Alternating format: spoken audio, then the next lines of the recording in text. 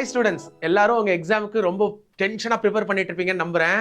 எல்லாருமே லாஸ்ட் 1 வீக்கா என்கிட்ட கண்டினியூஸா கேட்ட ஒரே கொஸ்டின், அதுக்கு தனித்தனியா என்னால ரிப்ளை பண்ண முடியல. அதனாலதான் வீடியோவே பண்ணிடலாம்னு முடிவு பண்ணிட்டேன்.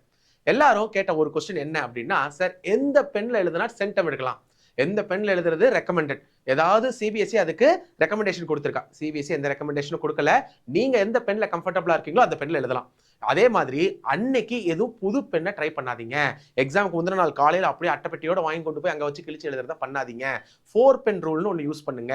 அது என்ன சார் 4 பென் ரூல்? ஒன்றும் கிடையாது. ஒரே பிராண்ட்ல, ஒரே நிப் சைஸ்ல, ஒரே கலர்ல, கலருமே ப்ளூ அண்ட் ராயல் ப்ளூ மட்டும் தான் அலோடு. அது மிச்சதெல்லாம் நாட் ரெக்கமெண்டட், அவ்வளவுதான். ஸோ இந்த கலர்ல 4 பென்னு ஒரே மாதிரி, ஒரே கலர்ல, ஒரே நிப் சைஸ்ல எழுதுற மாதிரி வாங்கி வச்சுக்கோங்க.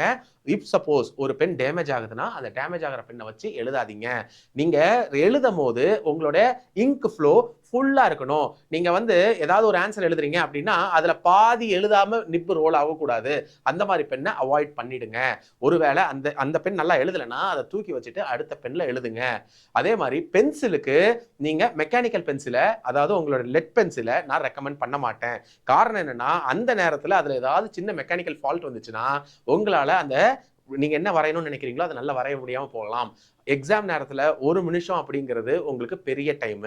அதுல 1 நிமிஷம் கூட நான் என்னோட டூல்ஸை சரி பண்றதுக்காக வேஸ்ட் பண்ணக்கூடாது. அதனால always use a wooden pencil with good sharpener. அதே மாதிரி அந்த ஷார்ப்னர், அந்த பென்சில் ஒரே மாதிரி நீங்க மெயின்டைன் பண்ணிக்கோங்க. இரேசருமே மேல இருக்கிற கவர் இல்லாம கொண்டு போங்க. ஏன்னா அங்க டீச்சர் அதை ரிமூவ் பண்ணும்போது உங்களுக்கு ஒரு சின்ன பேனிக் வரலாம். அதனால நீங்களே ரெடியா எல்லாத்தையும் கொண்டு போங்க. டிரான்ஸ்பரண்ட் பவுச் வச்சுக்கோங்க.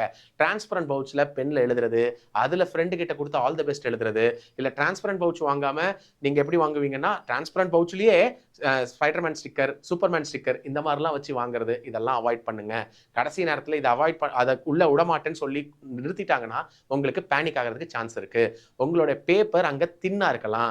அதனால இங்க் பென் யூஸ் பண்ண போறவங்க கொஞ்சம் நிப்பு ரொம்ப லீனா இருக்கிற மாதிரி, ப்ராடா இல்லாம லீனா இருக்கிற மாதிரி நிப்ஸை யூஸ் பண்ணுங்க. ஸோ எதுக்குமே டென்ஷன் ஆகாதீங்க. நீங்க படிச்ச கொஸ்டின் தான் எல்லாத்துக்கும் வரும். அட்லாஸ்ட் நீங்க எந்த பென்ல எழுதினாலும் நீங்க படிச்சதை வச்சுதான் மார்க். அதனால கவலைப்படாம நல்லா எழுதுங்க. All the best.